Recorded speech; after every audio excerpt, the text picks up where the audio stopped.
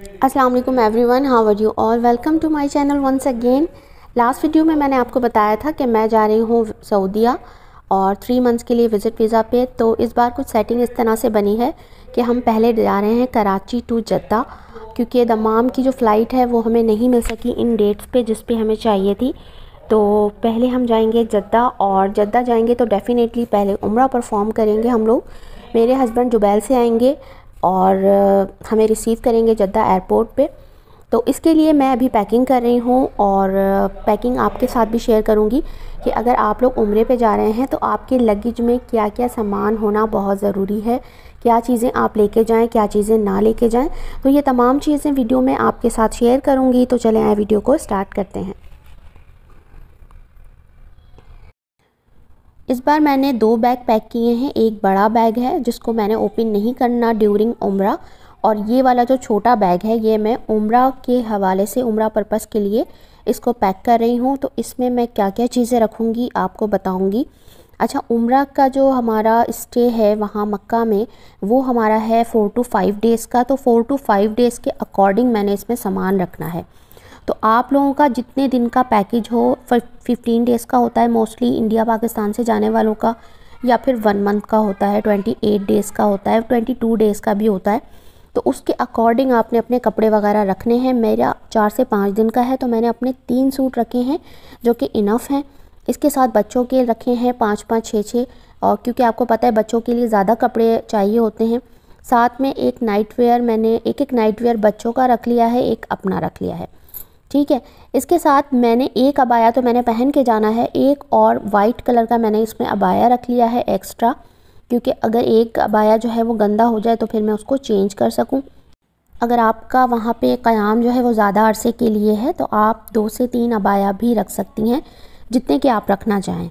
अच्छा, इसके बाद जो सबसे फ़र्स्ट पे इम्पॉर्टेंट चीज़ होती है मेरी नज़र में, वो ये क्रॉस बॉडी पाउच होता है, जो कि हर ख़ातून के पास जो कि उम्रे पे जा रही है मेरे ख़्याल से होना बहुत ज़रूरी होता है।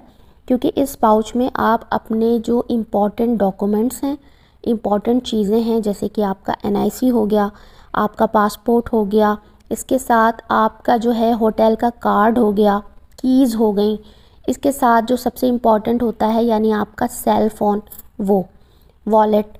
तो ये तमाम चीज़ें आपने इस बैग में कैरी करनी है। और तो ये जो बैग है ये आपके पास होना लाजमी है। जब जब आप होटल से हरम की तरफ जाएंगी ये बैग आपने अपने साथ रखना है, इसको कैरी करना बहुत आसान होता है। ठीक है। तो ये एक बैग आपने पाउच ले लेना है। इसके साथ जेंट्स का इस तरह से आता है पाउच, ये भी बहुत ईज़ी टू कैरी होता है।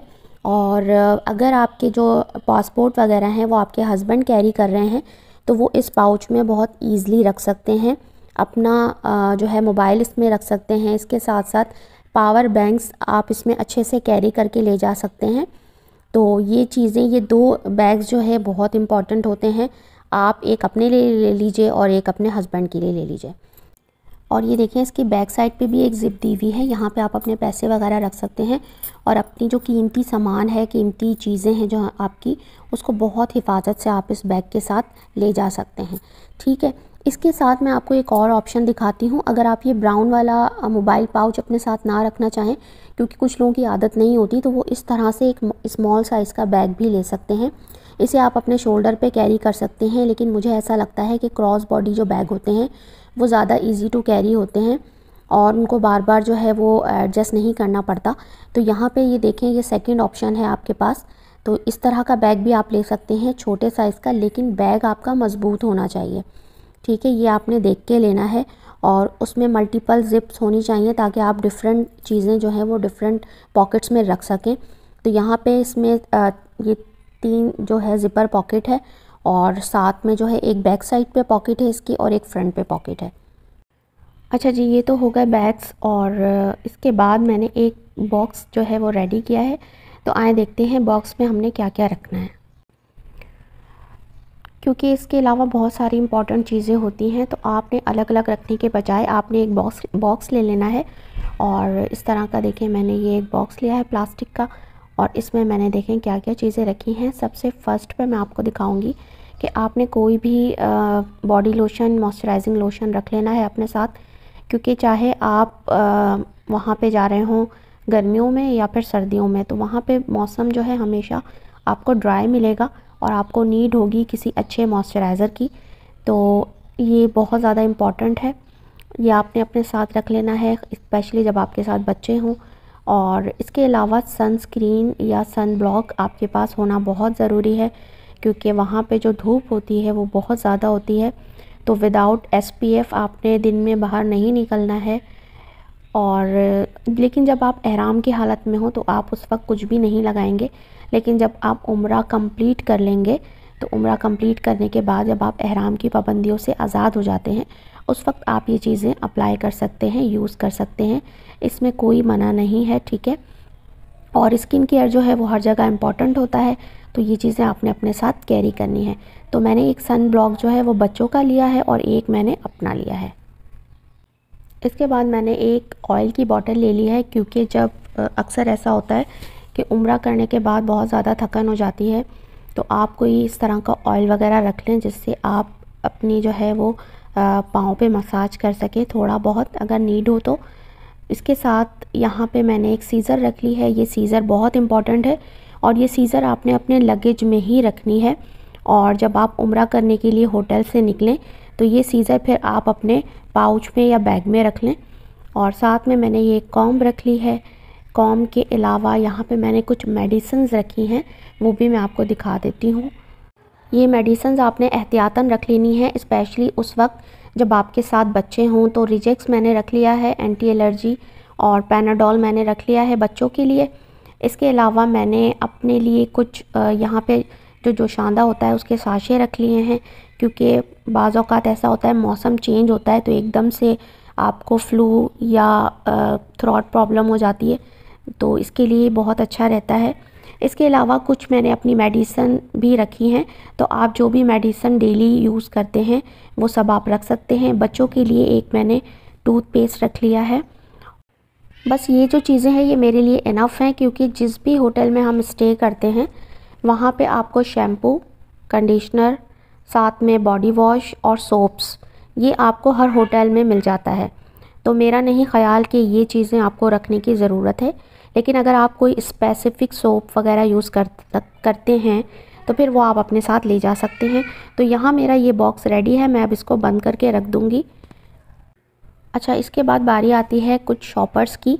कुछ खाली शॉपर्स आप अपने साथ रख लीजिए बड़े, क्योंकि जब आप वहाँ पे जाएंगे और आपने ड्रेस को चेंज करना होगा तो वो जो गंदे कपड़े होंगे अपने और बच्चों के, वो आप इस शॉपर में डाल के अपने फिर बैग में रखेंगे, क्योंकि बाज़ औक़ात मुमकिन नहीं होता कि आप होटल में जाके कपड़े वॉश करें और फिर उसको ड्राई करें। तो आपने ये शॉपर लाजमी रख लेने हैं ताकि आपके साफ़ कपड़े और मैले कपड़े जो है वो मिक्स ना हो। आपने जितने भी गंदे कपड़े होंगे वो आपने इस शॉपर में डाल के फिर बैग में रख लेने हैं। तो शॉपर्स आपके पास होना लाजमी है। इसके बाद स्लीपर्स आपने जो कंफर्टेबल हो वो आपने बच्चों की भी रख लेनी है और अपनी भी रख लेनी है। और ऐसी ही आपने स्लीपर्स लेनी है 1 से 2 जो कि बहुत ज़्यादा कंफर्टेबल हों। आप जब चलें, क्योंकि चलना बहुत ज़्यादा होता है, तो जब आप चलें तो आपके जो पाँव हैं वो उसमें दर्द ना हो, आपको तकलीफ़ ना हो और आप ईज़िली चल सकें। इसके बाद आप अपने जो लगेज है उसमें ये टूथब्रश रखने ना भूलें, क्योंकि टूथब्रश जो है वो आपको कहीं नहीं मिलते, वो आपने ही रखने होते हैं। तो मैंने यहाँ पे बच्चों के लिए और अपने लिए एक एक टूथब्रश ले लिया है। इसके बाद आप अपने सॉक्स भी रख लें 1 से 2 जोड़ी, क्योंकि वहाँ पे जो है ड्राइनेस बहुत ज़्यादा होती है, पाँव आपके बिल्कुल ड्राई हो जाते हैं, गंदे हो जाते हैं। तो आई थिंक सॉक्स का होना आपके पास बहुत ज़रूरी है। आप 2 रख लें, एक पहने और एक जो है आपके पास एक्स्ट्रा होना चाहिए। इसके साथ मैंने यहाँ पे कुछ अंडर स्कार्फ कैप्स रख ली हैं और स्कार्फ पिन्स। साथ में जो है बच्चों के लिए एक मैंने बॉक्स रेडी किया है जिसमें कुछ पोनी और क्लिप्स वगैरह हैं, तो ये चीज़ें भी आप रख सकते हैं। क्योंकि देखने में ये छोटी छोटी चीज़ें हैं लेकिन हमें इसकी बहुत ज़्यादा नीड हो जाती है कभी कभी, और वहाँ पे ये नहीं मिलेंगी आपको ईज़िली, तो ये आपने लाजमी रख लेनी है। इसके बाद मैं कुछ डायपर्स रख रही हूँ, क्योंकि मेरी बेबी छोटी है और वो डायपर्स यूज़ करती है। तो अगर आप कोई इस तरह का छोटा बच्चा लेके जा रहे हैं तो डायपर्स भी आप लाजमी लेके जाइए और जो है अपने लगेज में उसको ईज़िली कैरी कर लीजिए। और इसके बाद सबसे इम्पॉर्टेंट कि आप अपने ग्लासेस, सन ग्लासेस ले जाना मत भूलिएगा, क्योंकि वहाँ की बहुत तेज़ धूप में आप ग्लासेस के बगैर नहीं निकल सकते। तो ये आपने अपने भी रखने हैं, अपने बच्चों की भी रखने हैं। और अगर आपके पास अवेलेबल हो तो एक अम्ब्रेला भी ले जाइए, या वहाँ से भी आप ले सकते हैं। वहाँ पे भी आपको बहुत ईज़िली और रीज़नेबल प्राइस में मिल जाती हैं।